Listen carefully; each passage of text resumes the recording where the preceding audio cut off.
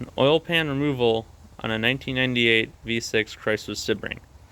You'll want to start out putting on jacks, taking off the wheel, take out your negative battery terminal. Then you're going to want to come down here and drain the oil and remove the oil filter because it'll be in the way. So there's the housing for it. Then you want to take off the starter, which I believe it's 15 millimeter bolts. This one's a little tricky to get to. You might need a wrench for that one. These two come out with ratchets pretty easy. Then you take out the, before you move the whole thing, you take out the little clip for the, if I can find it somewhere. Take out the little clip for the signal. It's just a little press-in clip, and you pull it out. And then you take out the, I think it's a 10 mil nut. That's for the power wire. So you take that out, then you can drop the starter out. And after that, you're going to want to go to removing the motor mount bolts. Actually, no, you're going to remove the exhaust first. Be sure to have some PU blaster or a torch or something, because you're going to need it. These had already snapped in the past, and someone replaced them with bolts, and then I snapped one of the bolts, so that explains how rusty these cars get. The rear one, part of the exhaust, is just hanging up there. That shouldn't snap. That's nowhere near where all the rust comes up. So that came out really easy.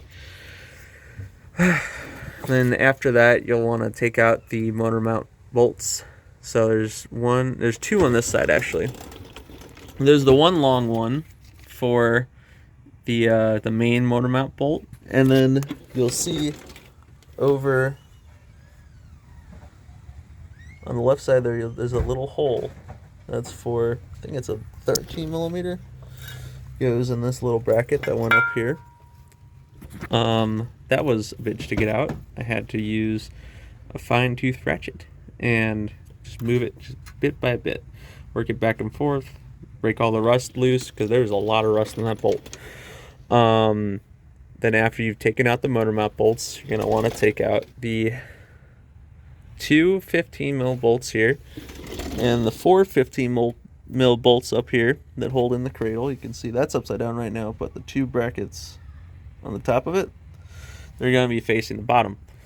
So you take out those six 15 mil bolts, and then you'll notice the thing doesn't want to come out right. The exhaust might not even want to come out because it was smacking right here. And the core support is held in by four 15 mil bolts. 1, 2, 3, 4. So once you've loosened the exhaust and the cradle, then you'll want to drop this down. Be careful of anything connected to the core support, like trans lines or coolant lines, AC lines, all that stuff. Be careful with that, so don't rip it down. Just move it off to the side, and you'll be able to pull down this enough to like twist it on its side and pull it right out through the bottom. You'll probably find that your motor mount bushing is just shot. This one was, I take it out, it's missing. The thing has like 68,000 miles. Great job, Chrysler, on that. So come back down here, and you'll see that this bracket here is in the way. I forgot what size it is. I think it's a 15 there, and then there's an 18 going on to the bell housing. You'll want to loosen those so you can actually pull it back enough to get to these bolts that hold in the 10 mil bolts that hold in the oil pan. I haven't even pulled it out yet, but that's going to be pretty easy. Oil pan bolts are always easy to get out. Just be mindful of all the stupid brackets everywhere, and it should just drop down. This right here, I've been told, camera cell.